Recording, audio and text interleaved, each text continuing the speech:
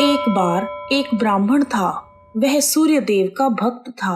वह हर रोज नहाता और सूर्य भगवान की पूजा करता था।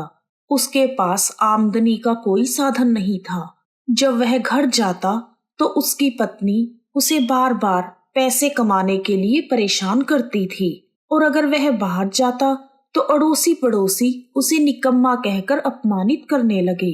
एक दिन वह नहा धोकर सूर्य भगवान की पूजा की सामग्री लेकर जंगल में चला गया।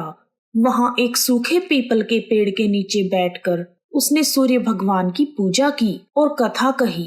वहीं पीपल के पास एक सूखा हुआ तालाब भी था। उसमें थोड़ा सा ही पानी था।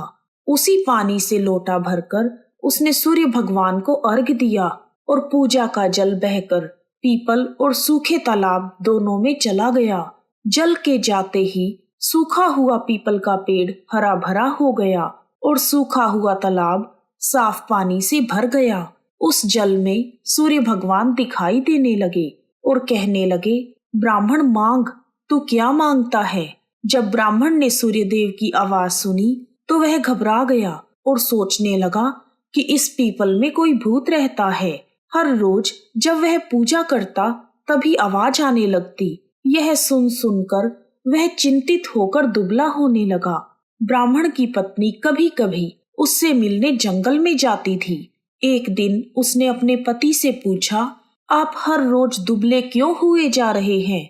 तब ब्राह्मण ने भूत वाली बात अपनी पत्नी को बताई। इस पर ब्राह्मणी बोलने लगी कि आपके पूजा करने के बाद ही आवाज आती है ना, मुझे तो लगता है कि सूर्य भगवान स्वयं आते हैं। इस बार जब वह आवाज आए तो आप सब कुछ मांग लेना। तब ब्राह्मण बोला, मैं क्या मांगू और कैसे मांगू? अगर ज्यादा कुछ कहना होगा तो मैं भूल जाऊंगा। कोई ऐसी तरकीब बताओ जिससे कम शब्दों में ज्यादा मिल जाए। ब्राह्मणी बोली, तुम कहना, 9 खंडे महल के अंदर सोने के पालने में पड़पोते को दास दासियों द्वारा खिलाते हुए अपनी आंखों से देखूं। इस प्रकार लंबी उम्र, धन धान्य, महल, बेटे पोते पड़पोते सब कुछ मिल जाएगा, क्योंकि जब धन होगा तभी तो सोने का पालना आएगा और दास दासियां होंगे और आंखें घुटने ठीक होंगे, तभी तो पड़पोते को सोने के पालने में झुला सकेंगे और देख सकेंगे। ब्राह्मण को अपनी पत्नी की बात जच गई। अगले दिन जब पूजा के बाद आवाज आई तो ब्राह्मण ने वैसा ही कहा जैसा ब्राह्मणी ने समझाया था। तब सूरज भगवान ने सोचा, देखने में तो बड़ा भोला लगता है, पर एक ही बार में सब कुछ मांग लिया। सूर्य देव प्रसन्न होकर बोले, जा, तेरी इच्छा पूरी होगी।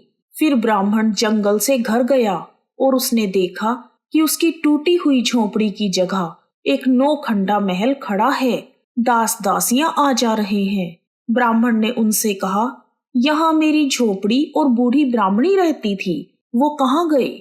उस समय महल की खिड़की से एक सुंदर औरत गहनों और सुंदर कपड़ों से सजी हुई बाहर आई और ब्राह्मण से बोली, अंदर आइए स्वामी, यह अपना ही महल है। सूर्य भगवान ने आपकी मनोकामना पूर्ण कर दी।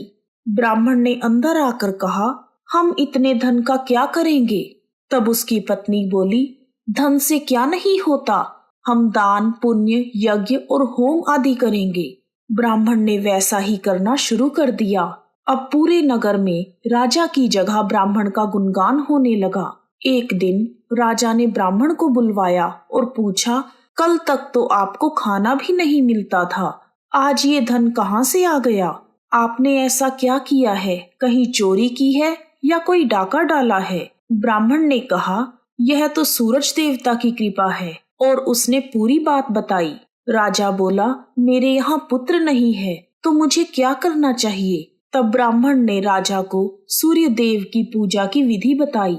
तब राजा ने पूरे विधि विधान से सूर्य भगवान की पूजा की। सूर्य भगवान ने राजा की भक्ति से प्रसन्न होकर उन्हें एक तेजस्वी पुत्र प्रदान किया। बोलो सूर्य भगवान की जय। हे सूर्य भगवान, जैसे आपने ब्राह्मण और राजा की इच्छा का मान रखा, वैसे ही सबकी इच्छा पूरी करना। कहानी कहने वाले, सुनने वाले और हुंकारा भरने वाले सभी की मनोकामनाएं पूर्ण करना प्रभु। जय सूर्य देव।